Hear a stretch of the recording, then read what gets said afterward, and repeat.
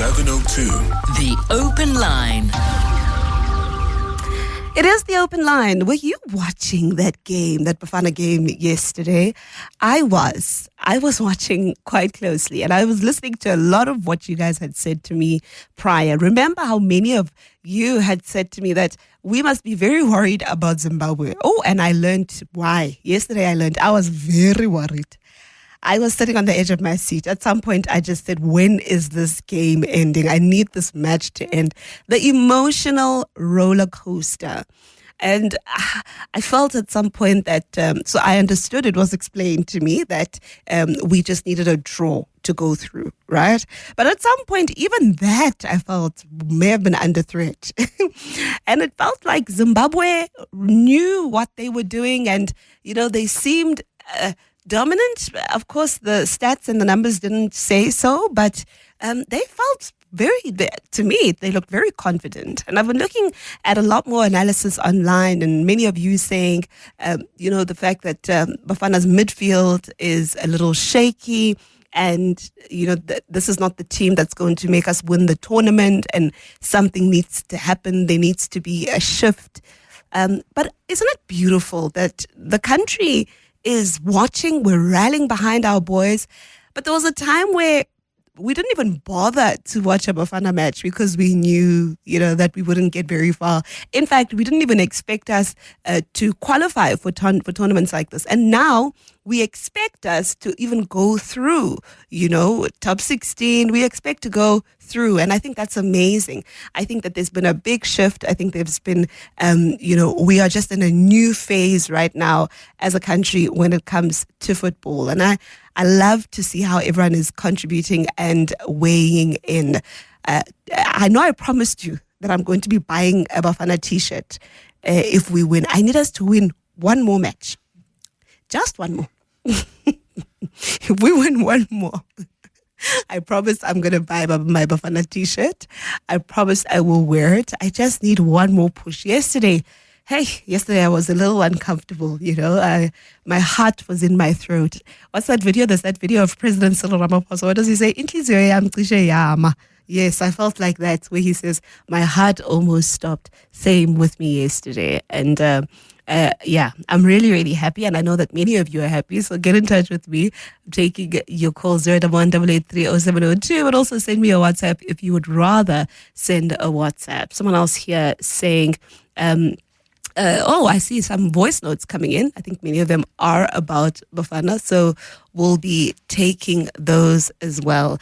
I want to hear about how are you feeling currently about South Africa's performance just on the sports front. I think that there's so much positivity when it comes to sports currently in our country. And I think that it does us really good as a country when we are positive, when there is confidence. I think, there's so much that happens in this country that is negative, that, it's good when positive things happen. And it's good when the country feels that, we are winners. I think it does us really, really good when that happens. And yes, I hope that it pours into other parts of our lives, into other parts of the country. I think if we take that spirit of positivity into the new year, I hope that it contributes even to, the way that we do things as a country. It's always great to have a winning spirit in the air. And I think that's where we are currently as a country. Let's take a listen to some of your voice notes. 702. Call us on 011 883 0702. All right, it seems that those are not ready yet, but we will be getting back to those. What are some of the news stories that have been on your radar? I do realize that it is a quieter news day. Not a lot happening on the news front. Those Beggersdal accused, they are back in court today. And I believe there's 5 back in court. Yesterday we were expecting, I think it was 11 that were appearing yesterday, that made an appearance, their first appearance. 5 that are appearing today. are appearing because of the legal aid representation. They've opted to be represented by legal aid, and so that needs to be confirmed today. Of course, after that, the decision on whether to apply for bail or not will follow. This is from that bigger style shooting about a week ago, where we saw 10 people murdered at a tavern. And the link that had been made was the Zamazama killings, the Zamazama murder, or it was Zamazama linked. What we heard was from the community policing forum in the area that they have been having major issues with the Zamazamas in that area. And, it seems as though what's currently happened was that there was a turf war, and that resulted in the Biggersdale Tavern shooting. And innocent lives were taken there. Some of those people that were killed there have nothing to do with Zamazamas and illegal mining, but they lost their lives. So I think it's great that we have arrests. I do hope that those arrests turn into prosecutions, as I said, successful prosecutions. It's very, very important. And then on the electricity front, I'm seeing that there's more stories that are coming there. The Tshwane municipality complaining about aging infrastructure, and that's on the recent power outages that have plagued parts of the capital. I've been seeing some videos showing protests around the Centurion area. If you're around there, I'm interested to hear from you. What's been going on there? I realized that some parts of Centurion and some parts of Tshwane have been without power for over a week. And in some of those areas, it's both power and water. And the city has come out to say that they are struggling with aging infrastructure. And they're also saying that the DA in Tshwane, or the DA particularly in Tshwane, has been saying that they've blamed the current political administration for not having a plan to address the city's aging infrastructure. But I understand that in some of those areas where they're experiencing power issues, those are DA-run wards. But of course, the water or the power issue would not be localized to that extent. So it would be a competency of the city. So are you experiencing the water challenges and the power challenges there? What's been going on? I have been seeing a lot making the rounds on social media. We were hoping to get the Minister of Electricity on the show today just to weigh in on what's been happening on the electricity front, because it does seem that load reduction is back. So that has been rather worrying. And I have been hoping that the minister can just clarify how we're looking going into the new year. Of course, it has seemed like load shedding and load reduction has been a thing of the past. And it has, it's felt like most of us are not experiencing the power cuts as we previously were. But the reality is that many areas are still experiencing reduction. I know in townships in particular, the load reduction is still a reality. So, what have your experiences been there? I'm hoping the Minister of Electricity will be able to come to the show and share with us what the landscape currently looks like and what we're looking like in terms of load reduction. I'm also seeing that an urgent application has been filed before the High Court in Pretoria to interdict the appointment of the NDPP. Of course, the country is in, we're going to be receiving we are scheduled to have a new NDPP by the end of January.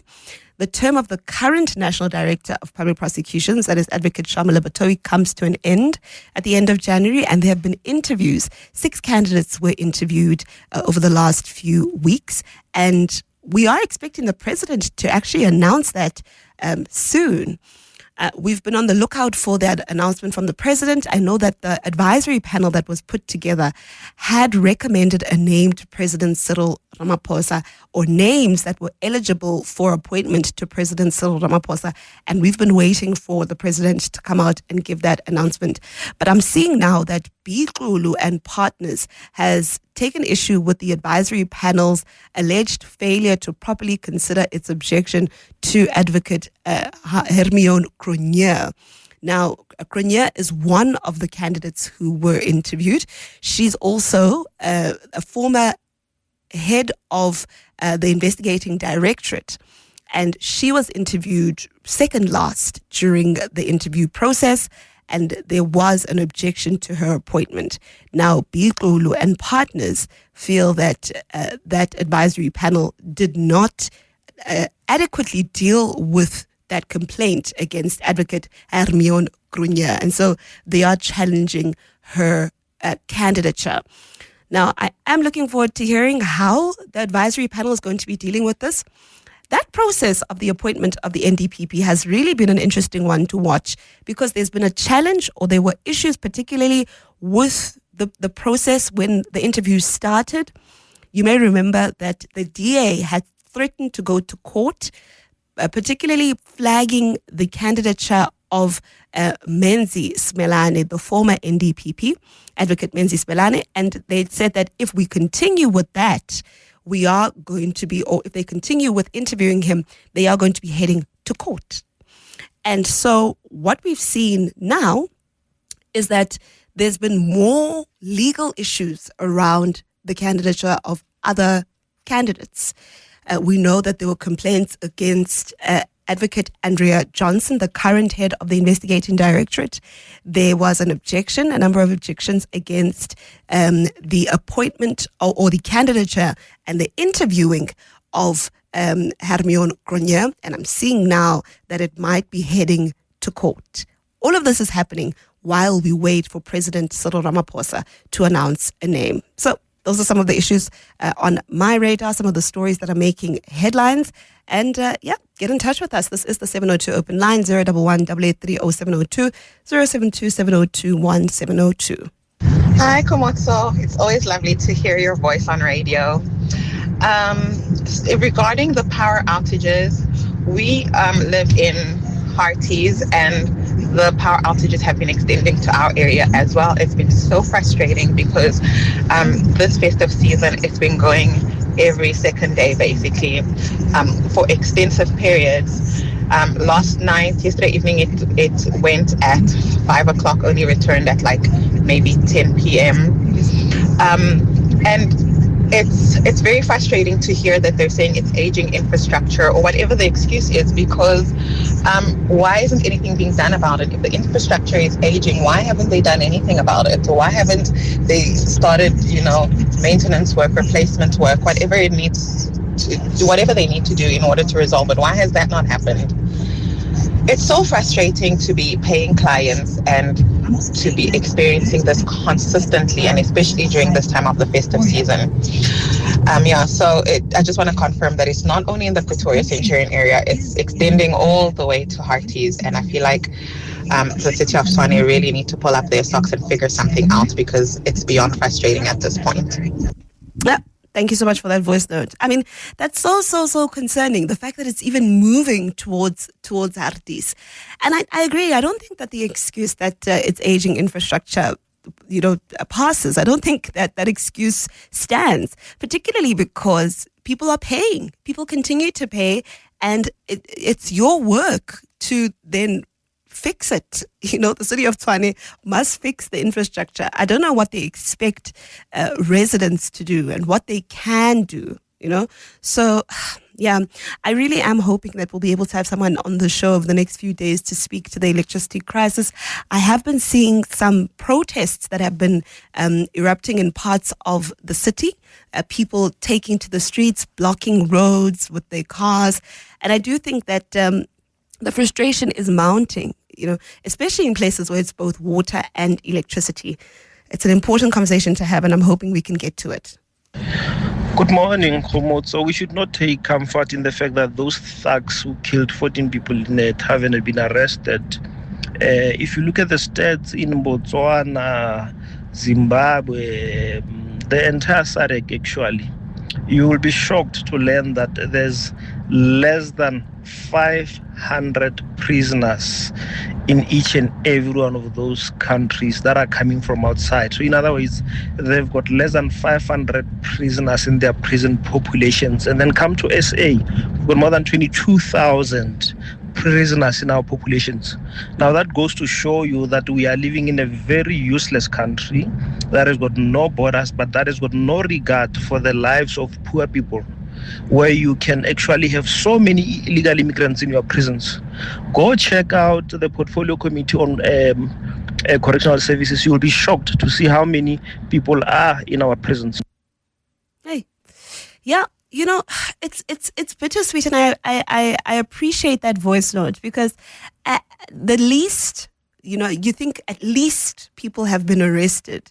At least someone has been apprehended for the crime. Those families that lost their loved ones, they just want people to be arrested and to face the might of the law. I think that's what people want. And I think people just want to see something being done. But you're right. The numbers are shocking. The numbers are shocking in our prisons. I think for me, I'm at the point where I'm just hoping that while the arrests have happened, which is great, the next step, the prosecution, is done properly. Because in our country, those steps are different. And during the interviews for the NDPP Post, the National Director of Public Prosecutions, we heard a lot of critiquing on the prosecutorial muscle of this country and the work of the NPA and how much gets done and how much really falls through the cracks for whatever reason, whether it's a systems challenge, whether it's a skills issue. We even heard Advocate Hermione Cronje herself speaking about how there's a skills deficit within the NPA. So people get arrested all the time. They make it into the dark all the time. But then the courts must consider the evidence before it. And I think for me, that's when things start to get a little tricky. I do see a WhatsApp here, someone here saying it's actually the political will to fix the infrastructure. There's no political will currently in the city of Tshwane to fix aging infrastructure. This could have been done years ago. There was a councillor resolution. And so, okay, I can't figure that out, but I do hear the crux of this WhatsApp. You're right. It is an issue around political will. And the question is, when did you realize that the infrastructure was failing? Because failing infrastructure doesn't happen overnight. It doesn't happen overnight, and it definitely doesn't happen, in a year even. If there is regular maintenance, then infrastructure shouldn't be aging in the way that, it just you can't meet the demands of your paying customers. That, for me, is the problem here. So the city of Tshwane needs to do something about this urgently.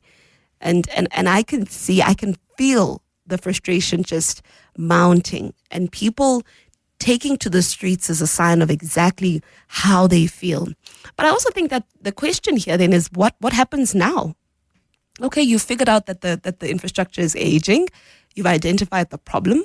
That's one thing. What happens now? What's going to happen going forward? And I think that's why we need them on the show so that we can have a conversation around what's next. Should the residents of Tshwane brace themselves for never-ending power cuts? Tshwane and surrounding areas. We heard from the lady in Hartbeespoort. Should you brace yourselves for never-ending power cuts? Is that the reality?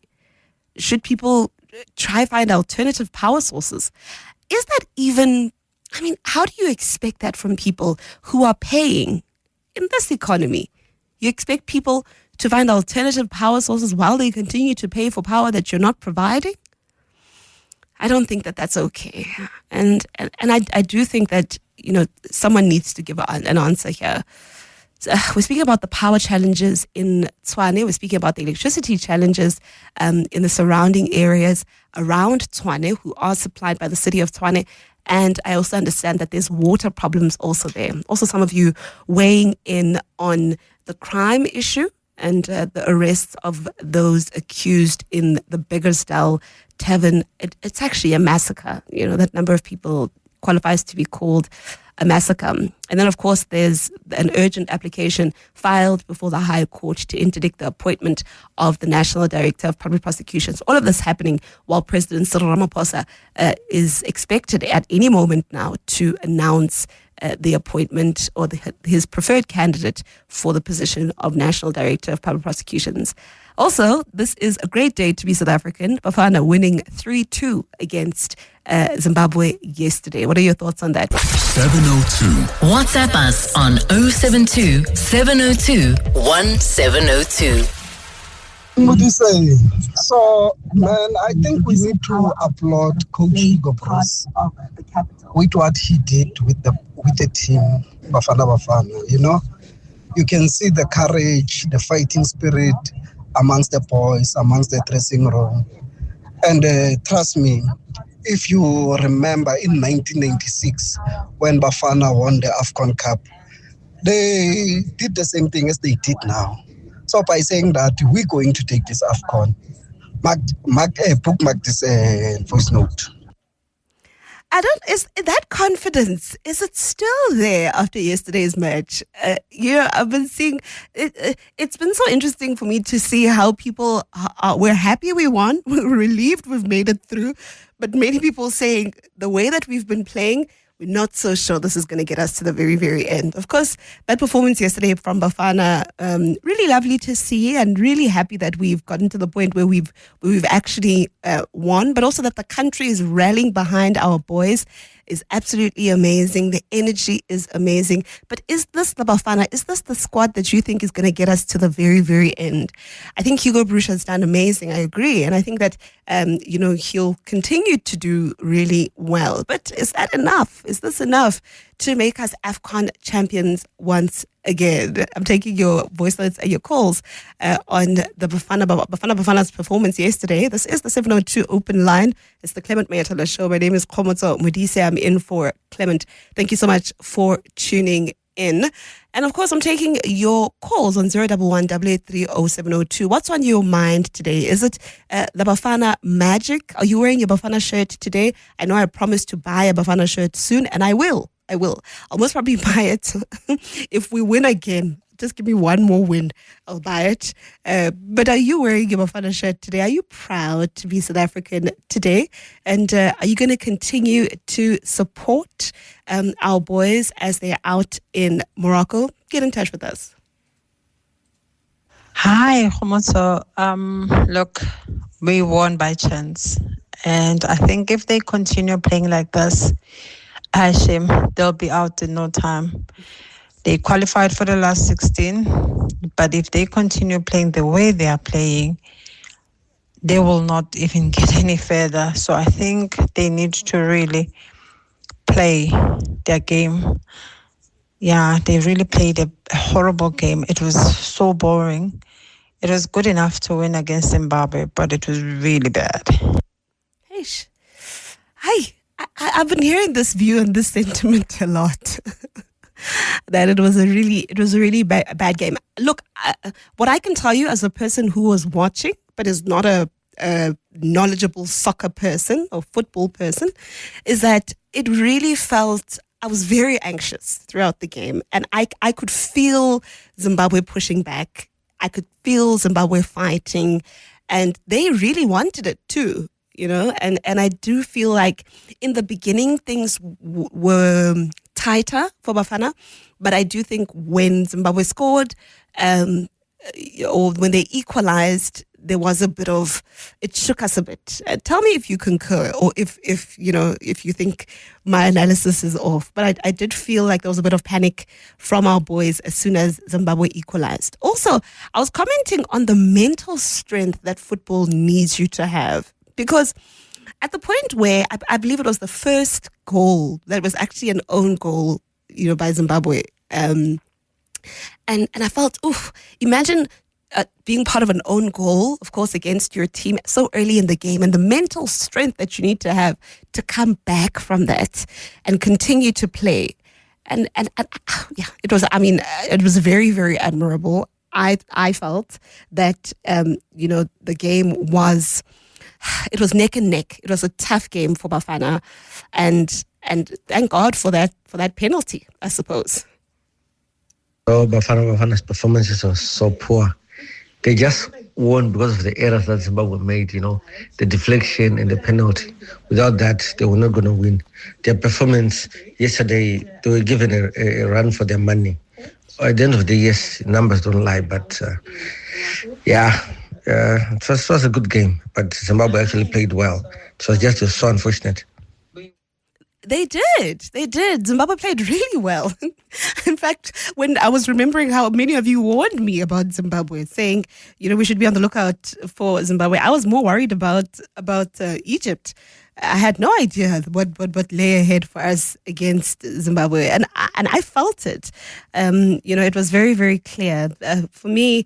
The goal scorer, the Zimbabwean young man, and I'll find his name because I don't want to butcher his name. I do want to pronounce it well. But that first goal from Zimbabwe, the equalizer, was beautiful. Absolutely beautiful. It had me worried. I was like, okay, if things continue this way, it might be a little tough for Bafana.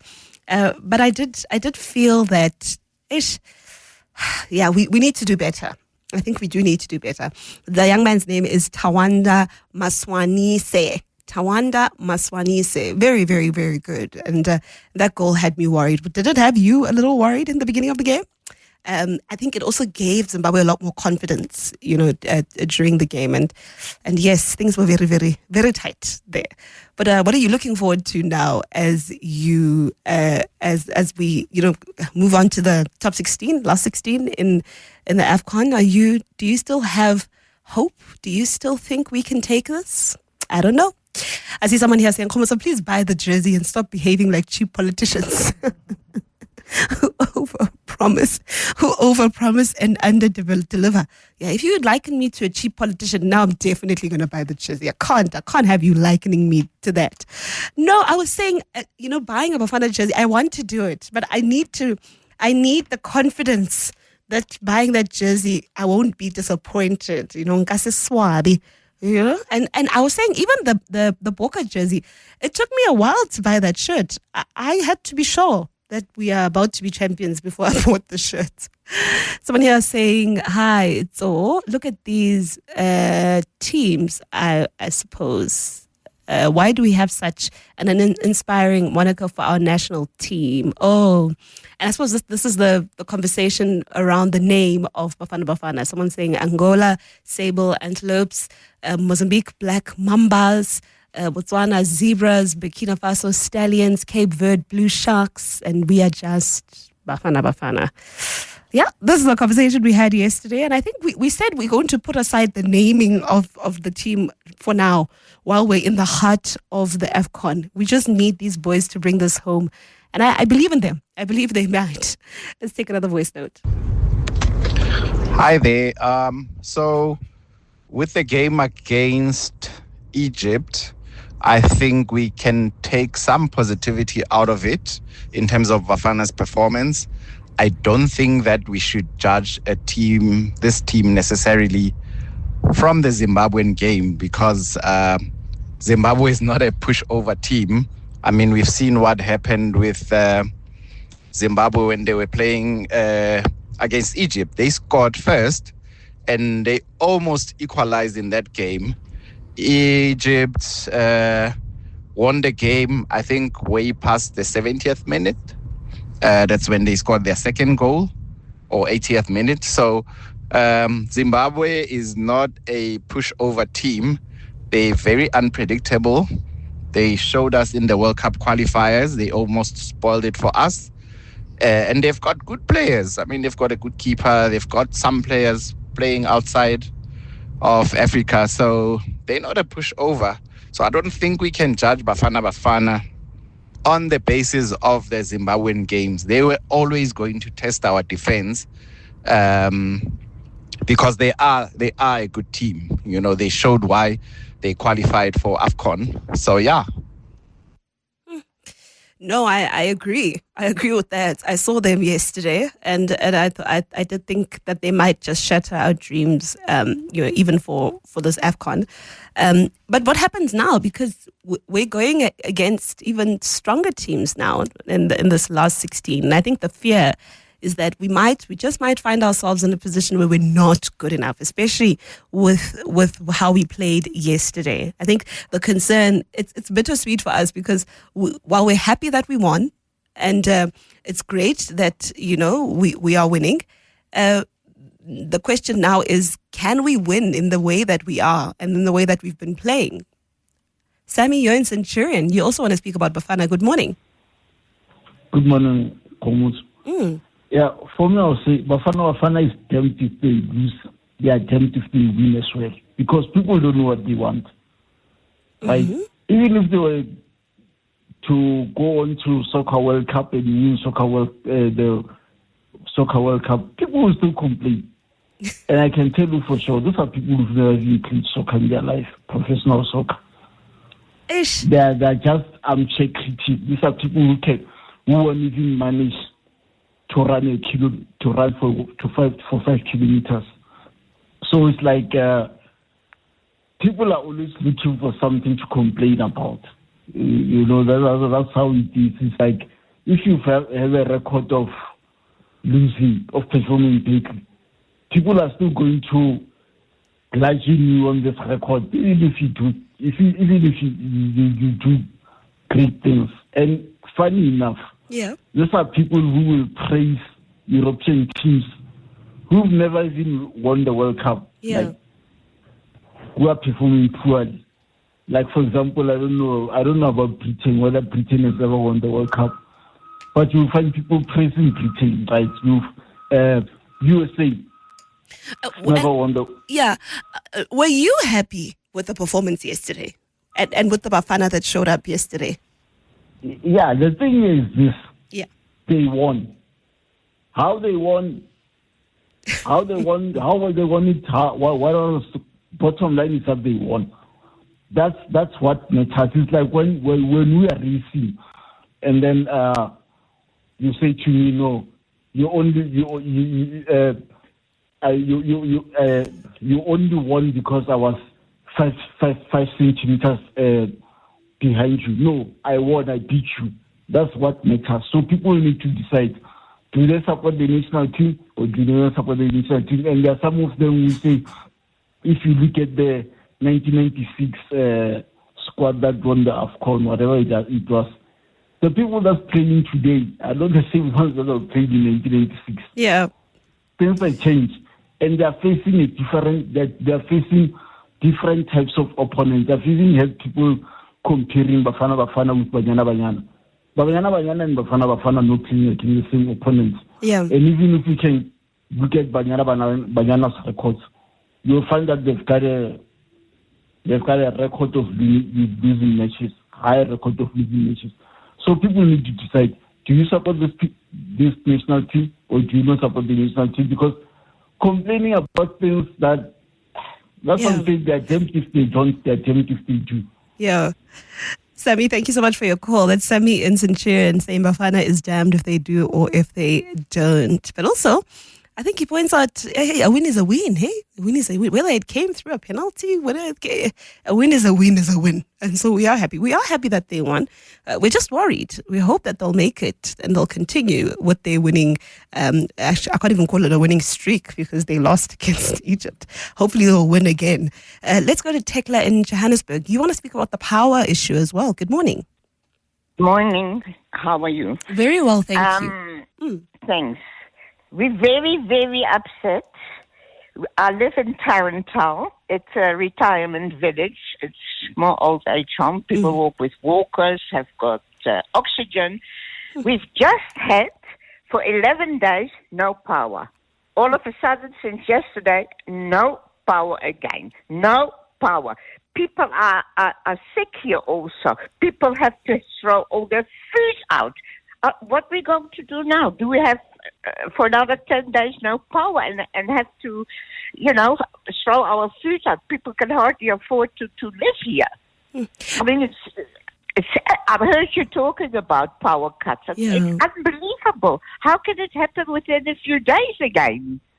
I mean, they just fixed it all and now it's off. And where is this? Where exactly is this? In Johannesburg, Modderfontein. It's called Rent 8. It's a Red 8 village. It's Tarrantile and Alphen Lodge and Inyoni. And I'm sure they all, well, I know Alphen hasn't got it, only Inyoni, but I'm sure they all have no power. Yeah. And, the problem is people can hardly afford to buy food, and they have to throw it out.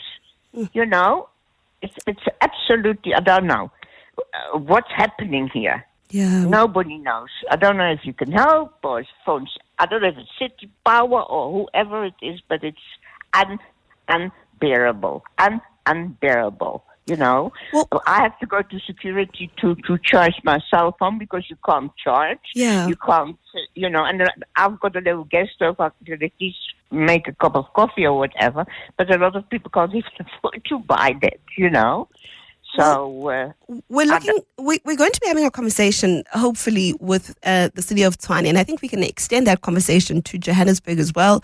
Maybe we'll have the city of Joburg, also City Power, and try have a conversation with them about the issues, because there are those pockets, those areas. While Eskom has been speaking about the successes, there are areas that are still experiencing electricity issues, and I think we should highlight those.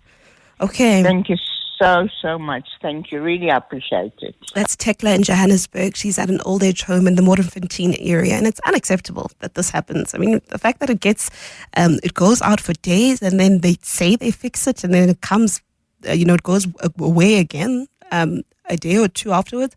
I don't know how they expect people to live this way. Lisa, you're in Johannesburg. Please go ahead. Hi, I'd like to talk about Joburg municipality. They've implemented a 300 Rand penalty if you don't pay your account on time. But sometimes this due date is the 18th or the 20th of the month, so it's not like at the end of the month. And this is for everybody in Johannesburg. I'm just wondering if 702 can take this up with Joburg municipality. Is this for power? No, not the rates. Just it's for the power. It's for everything. If you don't pay on time, you have a 300 Rand penalty per month. Sure. Okay. I wasn't aware of that. And when did it kick in? Yes. Sorry? When did it kick in? About June, July. I don't know exactly. But it's not based on the end of the month. So your due date could be the 18th, it could be the 20th of the month, and it changes all the time. Yeah. And if you don't pay by that due date, you're given this 300 Rand penalty. Sure. Okay. Well, could you take it up for us? Yes, I've taken note of it, Lisa, and I'm hoping that we'll be able to add this to our conversations. Thank you so much for your call.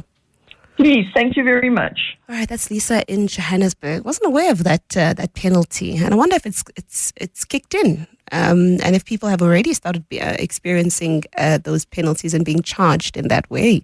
And the fact that that happens in the middle of the month when people aren't paid. Majority of the people aren't paid at that time of the year. I wonder what the logic and the idea behind that was. Let's go to Eersterust. Donald, you're on the line. Good morning. Thank you so much for holding. Go ahead, please. Good morning, KG. You are a good presenter.